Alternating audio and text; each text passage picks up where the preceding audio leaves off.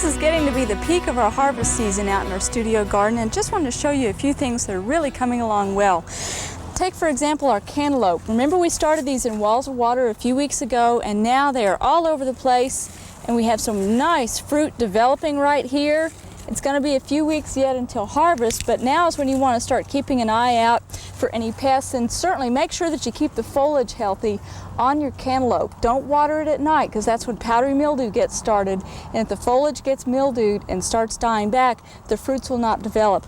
Also, keep these up off the ground. Put them up on meat trays or coffee cans or something so you don't get any damage from sow bugs or other soil inhabiting insects. On over here in our carrots, we have some really interesting carrots that we're going to harvest right now, and this is the time when we really enjoy them. But also in a few minutes we're going to plant some fall carrots to give you tips on getting them on through the winter time. And we have 4 varieties here that we're going to be pulling today, and this is really one of our favorites, especially in Oklahoma.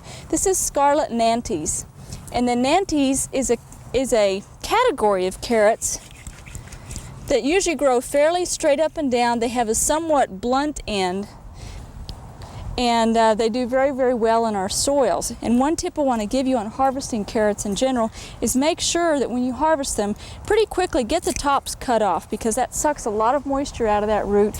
Keep them cool and moist, and then store them cold and moist indoors. We have another variety here called red cord Chantenay, and this is again another very common variety of carrot or type of carrot. The Chantenay types usually are smaller and a little pointier on the ends. You can see the difference there.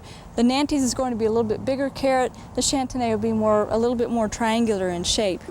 Then over here is a favorite in the garden so far as shocking people, and this one you'll see why. It is called Purple Dragon, and it has not been a favorite out here for flavor, but take a look at that color in contrast to these other carrots. It's huge, it has a red skin, and let's cut a little bit of a cross section here.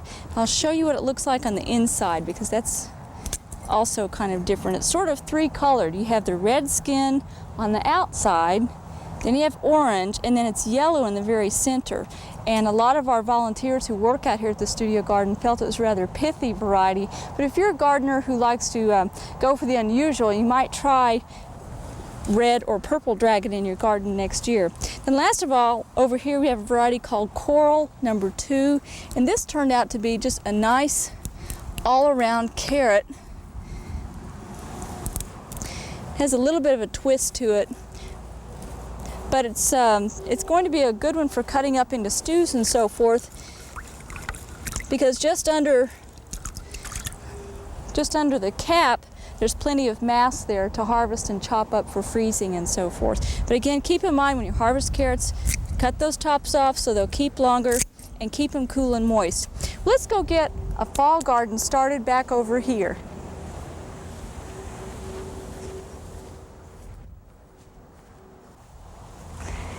As many of you know, we have 3, possibly 4 seasons of gardening in Oklahoma, and you always want to be ahead of the game and get things in the ground now to plan for the next season to follow. And that certainly applies so far as carrots are concerned. Usually you want to mark your calendar for July 15th to seed carrots in the ground for fall.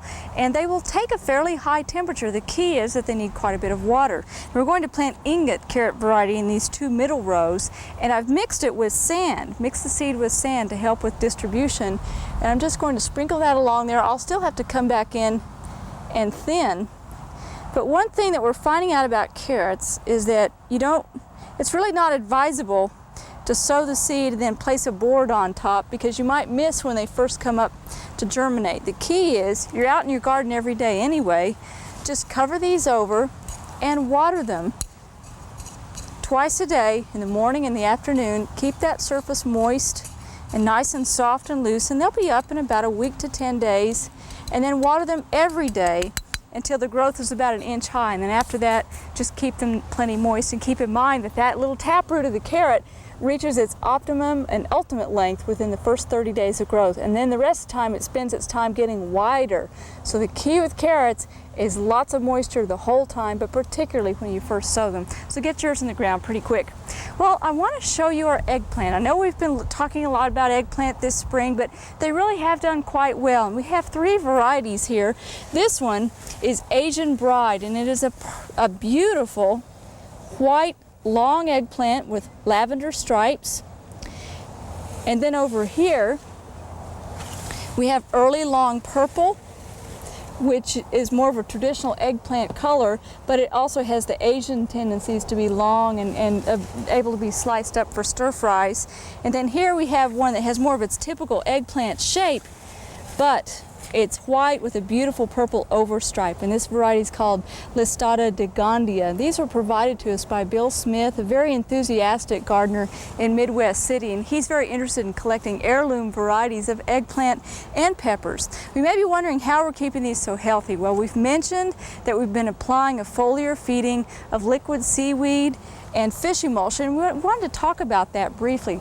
This is based on some actual research that's been done at several universities in Massachusetts, in South Carolina, at Clemson University, and also at University of Maryland. They've been working with doing foliar feeding using liquid seaweed and fish emulsion in combination. And what they have found is that on plants that require heavy feeding, this is really making some significant differences in the growth of the plants. And as you know, the ocean is the ultimate recipient of nutrients that run off of all the continents, and so it contains all the nutrients that plants could possibly need. And so when kelp beds are harvested and that is ground up and extracts are made, it contains a great deal of nutrients. Likewise with the fish industry, the byproducts of the fishing industry, when they're put into liquid form, they contain a certain amount of the major nutrients that plants need as well. So when you combine seaweed extracts and fish emulsion, you end up with this wonderful blend of a soup, in other words, that the plants really thrive on.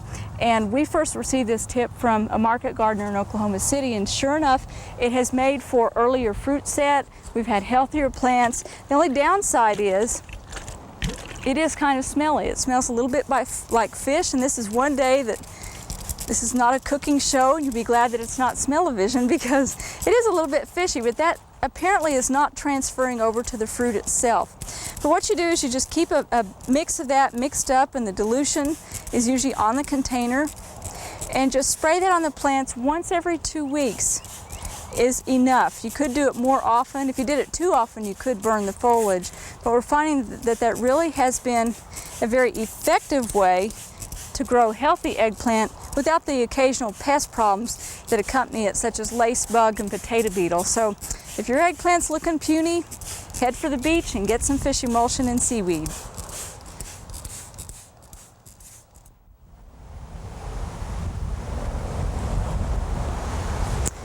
Well, how's this for a pitiful sight? When we show you our vegetables, we like to be honest about it.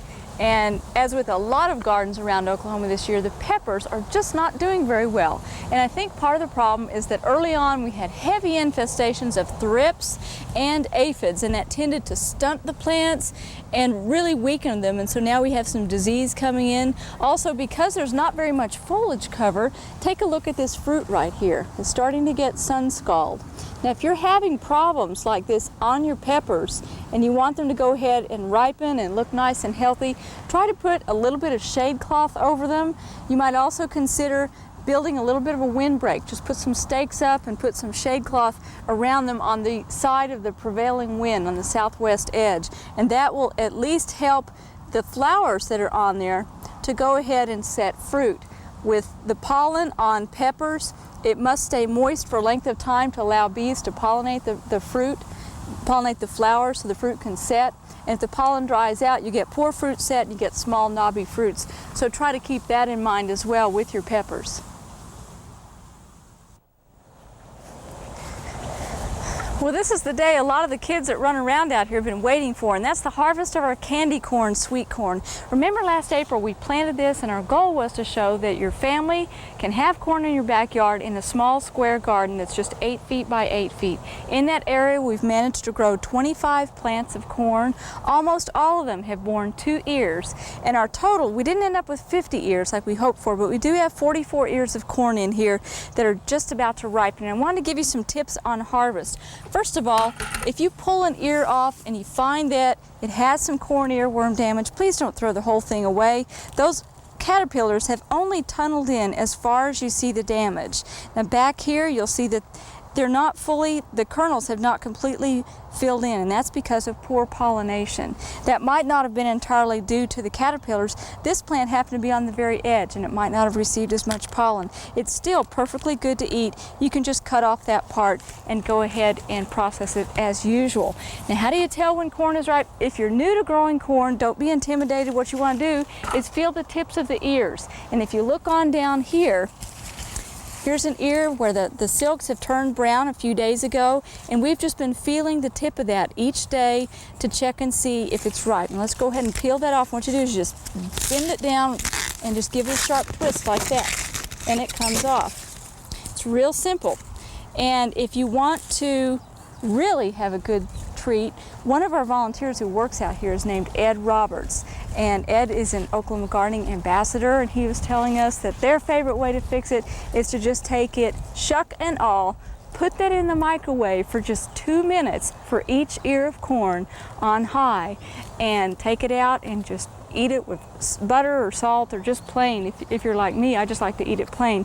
But that's an easy way to process corn. The rest of it you can throw into the deep freeze, shuck and all. You don't have to wrap it, just chunk it in there like this. Keep in mind later on when you do open it up after defrosting and cooking, if there is a little worm damage, it's only gone so far, you can cut that part off. Now what do you do with the shucks when you're, or the shucks and the stalks when you're done? Well, keep in mind that on a stalk of corn, 90% of the nutrients that were taken up from the soil into the plant are still in the plant and left behind after you harvest the ears. So please don't bundle these up and chuck them out to the curb of your house or burn them. Try to gather them up and make decorative corn shocks for fall. They'll dry down beautifully. You can cut them up and compost them, or you can leave them in place and plant some mounds of pumpkins underneath. It's getting a little bit late for that, but if you choose a variety that's fairly early ripening, like some of the small pumpkins, it'll be okay. You can go ahead and let those ramble in among the corn stalks. Now one caution we want to make, I know I sound like a mom, but if your kids are running through the corn, if you have a big patch of it, please caution them to not have their eyes wide open, because the edge of these leaves have little serrations on them, and it actually can cause a cut to the cornea of the eye. And people who've grown up around corn country know to caution their kids to not run through the cornfields with their eyes. You want to keep your heads down. Last of all, have some fun with the corn that you've grown in your family backyard garden, and keep in mind that these make great Indian headdresses for your kids. If they want to take a paper grocery sack and make a headband and then use that as a headdress, it's a lot of fun for parties and things like that. So enjoy your sweet corn. We sure have.